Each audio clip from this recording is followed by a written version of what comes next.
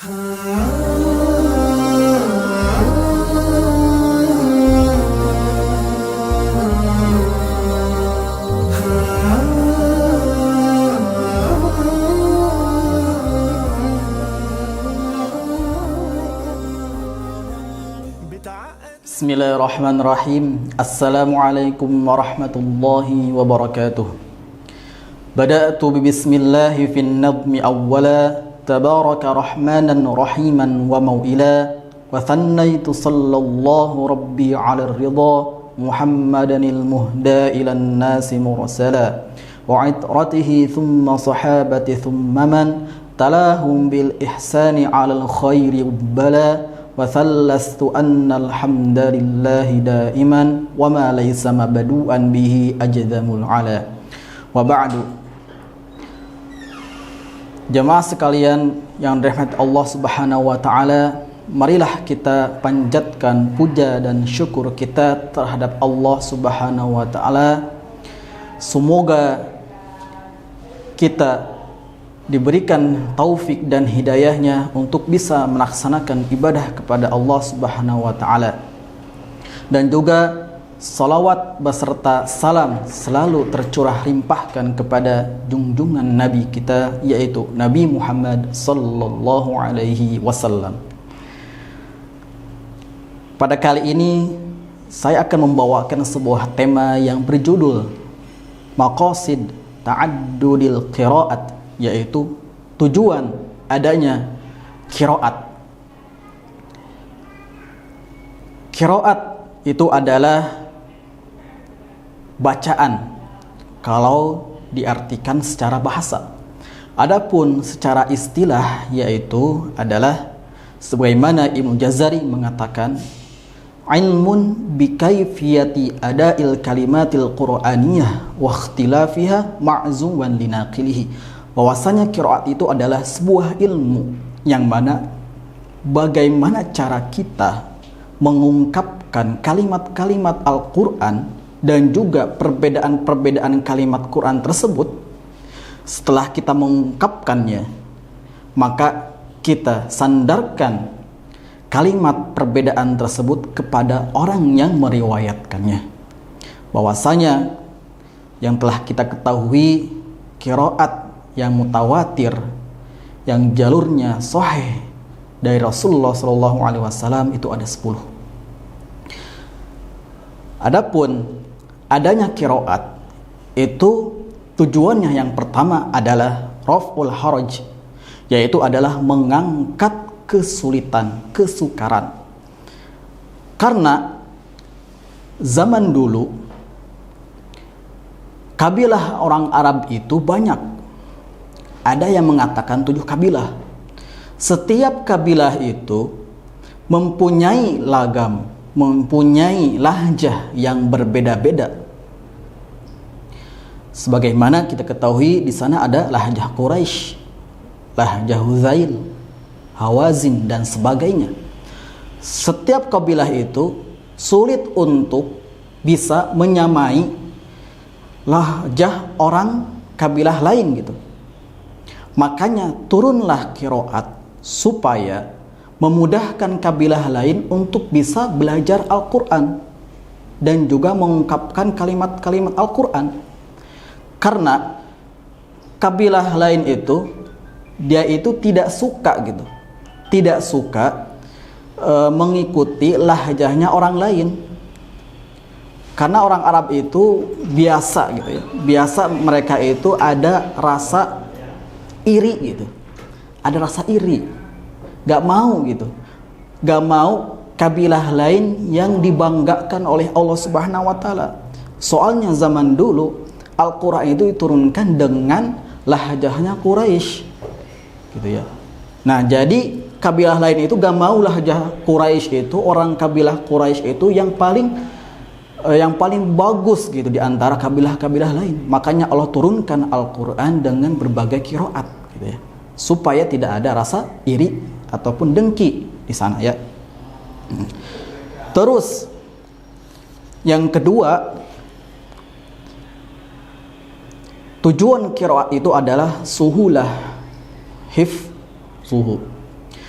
supaya apa? Mudah untuk dihafal.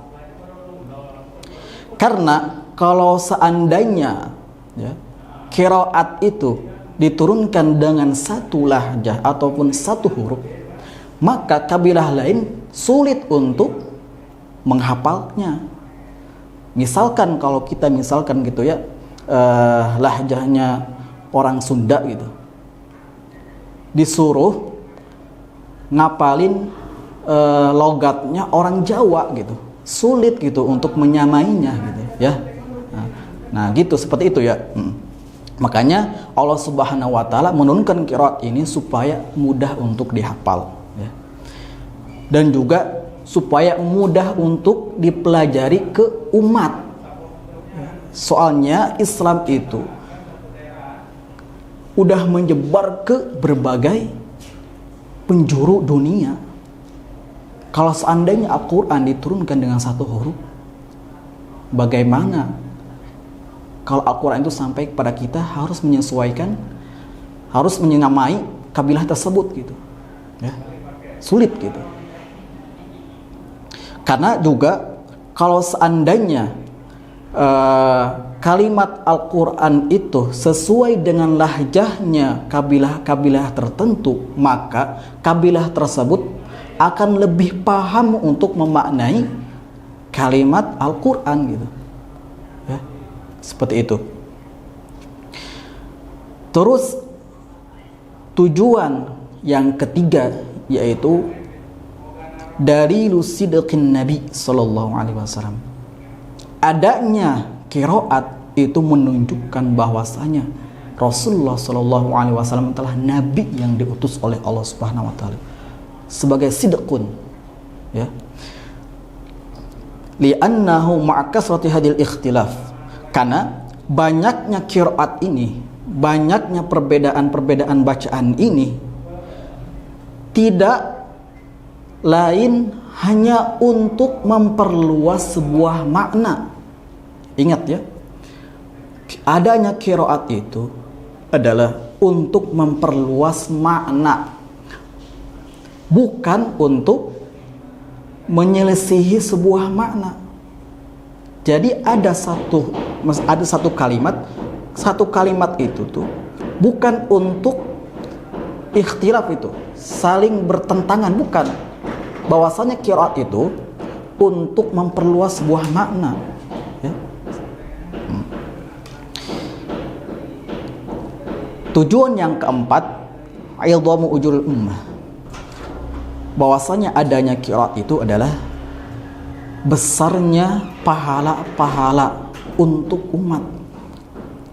Karena banyaknya bacaan qiraat, misalkan qiraat itu ada 7 huruf, atau misalkan qiraat ada 10 qiraat, kita baca dengan berbagai qiraat, itu akan menambahkan pahala.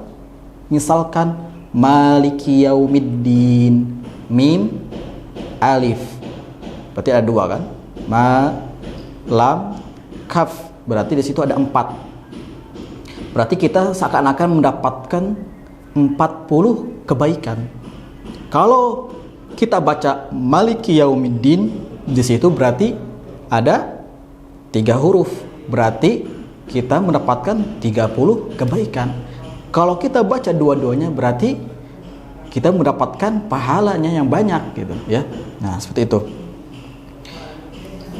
Terus tujuan yang kelima yaitu adalah fihi dalalatun ala idhamati hadhil ummah, bahwasanya adanya qiraat itu menunjukkan tingginya derajat umat ini. Bayanu fadli hadhil ummah wa syarafiha ala sa'il umam, karena itu ya, umat ini itu umat yang paling mulia daripada umat-umat lain. Sebagaimana kalau kita misalkan mempelajari Al-Quran, 1 huruf aja kita mempelajari Al-Quran, belajar Al-Quran, itu udah kebaikan bagi kita. Siapa yang gak mau menjadi orang ahlullah. Mungkin begitu saja yang saya sampaikan. Aqulu qawli hadza. Wassalamualaikum warahmatullahi wabarakatuh.